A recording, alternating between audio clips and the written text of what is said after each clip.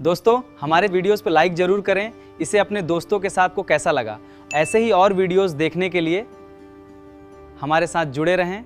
नमस्ते। हेलो दोस्तों, आज हम सीखेंगे कि न्यूमेरिकल्स रिलेटेड टू हाइपरमेट्रोपिया कैसे सॉल्व करते हैं। तो सब हाइपरमेट्रोपिया के न्यूमेरिकल सॉल्व करने के जो बोर्ड एग्जाम के पॉइंट ऑफ व्यू से बहुत इंपॉर्टेंट क्वेश्चंस है। और स्टूडेंट्स में प्रॉब्लम ये क्या है कि जनरली वो आइडेंटिफाई नहीं कर पाते हैं कि क्वेश्चन ये हाइपरमेट्रोपिया का है या मायोपिया का है। जब तक इसको आप आइडेंटिफाई नहीं कर पाएंगे कि क्वेश्चन मायोपिया का है या हाइपरमेट्रोपिया का है तो सोल्व कैसे होगा।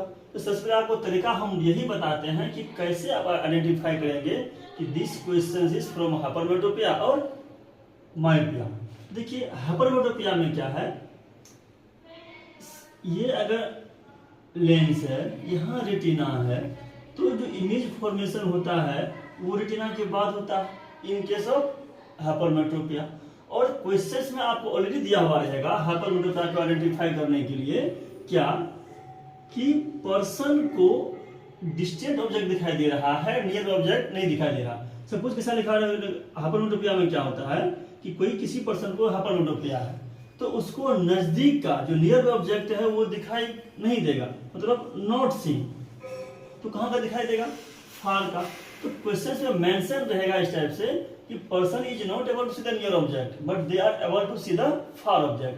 देखिए क्वेश्चन में क्या लिखा हुआ है कि a person is not able to see the object before 2 metre. So मान लीजिए सपोज यहाँ पे कोई एक पर्सन है, यहाँ पे कोई एक ऑब्जेक्ट है और दोनों के बीच का जो डिस्टेंस है ये 2 मीटर है और ये पर्सन जो है इस ऑब्जेक्ट को देख नहीं पा रहा है, मतलब बिफोर 2 मीटर। ये 2 मीटर है तो इधर को कितना होगा, 1.5 मीटर होगा, 1 मीटर होगा, 0.5 मीटर होगा।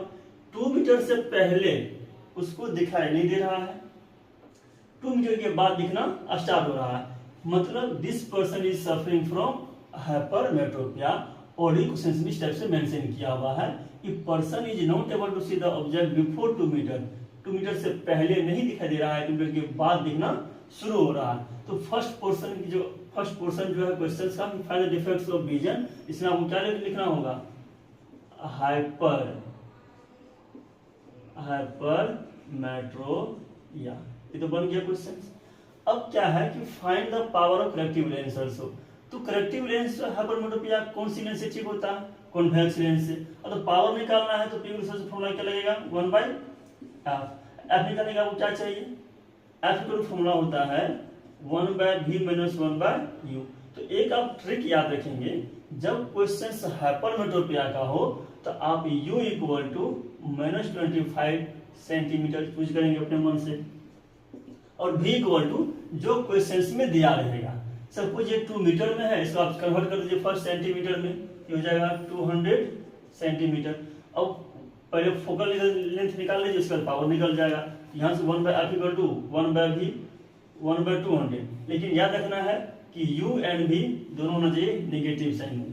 तो 1/v - 200 माइनस 1/-25, इमेजमेंट्स कितना क्या हो जाएगा, प्लस। तो इधर से आप लिखेंगे 1/f = 1/-200 प्लस 1/25।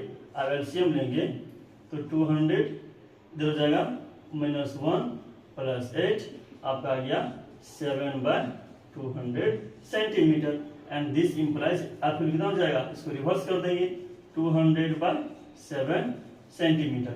और अब क्या निकालना है आपको, पावर निकालना है। पी को क्या होगा 1/f, तो आप लिख लेंगे 1/200/7। ये हो जाएगा 1 × 7/200। इसको आप कन्वर्ट सेंटीमीटर में है, कन्वर्ट करना पड़ेगा इसको आपको मीटर में। यहाँ पे 100 से मल्टीप्लाई कर दीजिए तो 2 से 2 कैंसिल हो गया, पी को ड्रॉप आपका आ गया 7/2, इट मीन्स 3.5 डायमीटर। ये हो गया आपका आंसर।